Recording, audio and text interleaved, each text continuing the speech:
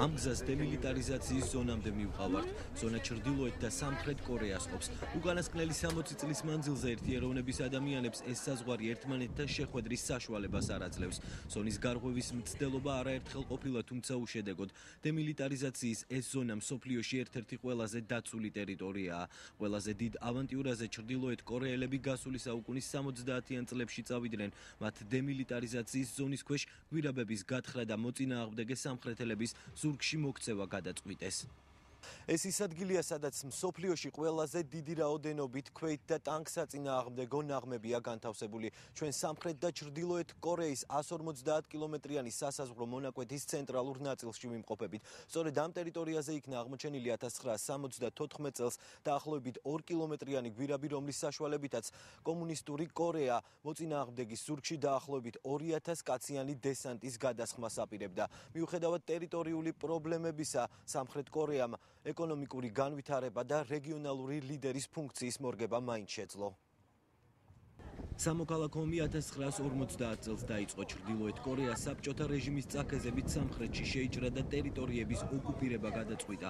მათ პრაქტიკულად მთელი ნახევარკუნძული აიღეს, თუმცა ამერიკული მხარის დახმარებით სამხრეთელებმა სწრაფი კონტრშეტევა განახორციელეს. ომი საბოლოოდ 1953 წელს ზუსტად 38 პარალელზე ქვეყნის ორ ნაწილად გაყოფით დასრულდა. ხაროდ იყო ერთი პერიოდი დაახლოებით 90-იან წლების ბოლოს, როდესაც ეგრეთ წოდებული ამომავალი მზის პოლიტიკა, დიპლომატია დაიწყო მაშინდელმა სამხრეთ კორეის პრეზიდენტმა, რომელიც ძალიან ცოტა ხანი გაგრძელდა სამწუხაროდ და სულ რამდენიმე წელი გაგრძელდა და მას შემდეგ ამიტომ ეს ადამიანი მაშინ ხდებოდა რამდენიმე ოჯახის შეხვედრა მოხდა ამ დემილიტარიზებულ ზონაში. ერთი დღის განმავლობაში შეეძლოთ მათ ერთმანეთის ნახვა. სამწუხაროდ ეს გაყოფილი ოჯახები კვლავ ისევ ასე მდგომარეობაში რჩებიან. ხენიანი შემოგარენ სამხრეთელები ახლა ამ ჭოგრიტებით უყურებენ. დემილიტარიზაციის ზონა უკვე ერთგვარ ტურისტულ ზონადაა აქცეული. აქვეა მუზეუმი, სადაც ომის დროინდელი იარაღი, ფოტოსურათები და სხვა თვალსაჩინო მასალებია გამოფენილი. ეს დემილიტარიზაციის ზონის მაკეტია. მისი სიგრძე 240, ხოლო სიგანე 4 კილომეტრს შეადგენს. ეს ჩვენი ჯარების ყაზარმები და სხვა სტრატეგიული ობიექტებია. ნებისმიერ მსურველს შეუძლია მოვიდეს აქ, მიიღოს საჭირო ინფორმაცია და მოინახულოს დემილიტარიზაციის ზონა. 45 ცუდია, როცა ომს ამდენი ადამიანი ეწირება. ჩვენ ჩვეულებრივ მოსახლეობას არ გვინდა ომი. ომს მშვიდობიანი და ნორმალური თანაცხოვრება გვირჩევნია. იმედია, ამ პრობლემებს პოლიტიკოსები შეიარაღებული დაპირისპირების გარეშე გადაწყვეტენ. მტრულად განწყობილი ჯარები სეულიდან ისევე როგორც თბილისიდან 40 კილომეტრში ბაზირებენ, თუმცა ტერიტორიული პრობლემების მიუხედავად ქვეყანა ეკონომიკურ აღმავლობას მაინც განაგრძობს. საქართველოს პრეზიდენტის განცხადებით სამხრეთ კორეის საბრძოლო პირობებში განვითარება იმ წარმატებული რეფორმების შედეგია, რომელიც ქვეყნის ხელისუფლებამ გასული საუკუნის 70-იან წლებში დაიწყო. მიხეილ სააკაშვილის თქმით, სწორედ რეფორმებისა და ეკონომიკური განვითარების საშუალებით დაიმკვიდრა საქართველომ ისეთივე სამაგალითო რეგიონული ლიდერის იმიჯი, როგორც კორეას აქვს.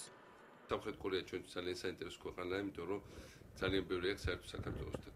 არის ზუსტად ესევე გეოპოლიტიკური პრობლემების შედეგად გაყოფილი ქვეყანა ორად, რომლის სადემარკაციო ხაზი გადის დედაქალაქიდან რამდენიმე 10 კილომეტრში. მთელი ეს პერიოდი იყო მუდმივად დაძაბულობის ზღვარზე და მიუხედავად ამ ხელაზე წორისა, მიუხედავად ამ ხელაუბედურების, რაც მათ ატყდა თავს, მათ ძალიან სწრაფი განვითარება განიცადეს 70-იან წლების შემდეგ. და სწორედ იმის გამო, რომ გაატარეს მაგარი რეფორმები და შეძლეს ძალიან სწრაფად დამკვიდრება თავისი ადგილი სამსოფლიო ბაზარზე ამ რეგიონში და გახდნენ სანიმუშო მართლა ყველასათვის. ამიტომ საქართველოსთვის ეს არის მაგალითი, რასაც ჩვენ ვაკეთებთ ასე და სხვა ჩვენსაბას ჩვენ კი რომ ამას ესენი ამბობენ, რომ მათთვის საქართველო ასევე გახდა თავის რეგიონის მისაბაძი მაგალითი, ზუსტად ისე როგორც კორეა არის თავის რეგიონისთვის. ამიტომ დღეს ხა ჩვენ როცა ვფიქრობთ, რომ ამდენი პრობლემაა საქართველოში, რა თქმა უნდა, ჯერ კიდევ დიდია გაჭირვება, მაგრამ 70-იან წლებში როცა კორეამ დაიწყო ჩქარა განვითარება, აქ შემოსავალი იყო დაახლოებით 10-ჯერ ნაკლები ვიდრე საქართველოში. იყო ღარიბი ქვეყანა უბრალოდ ძალიან. და ამათ ბევრად დიდი დრო დაჭირდათ, ვიდრე ჩვენ გვჭირდება. ჩვენ აი რაც ბოლო რამდენიმე წელიწადში გავაკეთეთ, ამის მოსამზადებლად დაჭირდათ პრაქტიკულად 2000 წლეული. დემილიტარიზაციის ზონაში ეს ერთადერთი ადგილია, რომელიც მშვიდობას განასახიერებს. კორეელების თქმით, 21 ტონიანი გონგი მაშინ დაირეკება, როცა ორი ქვეყანა საბოლოოდ გაერთიანდება.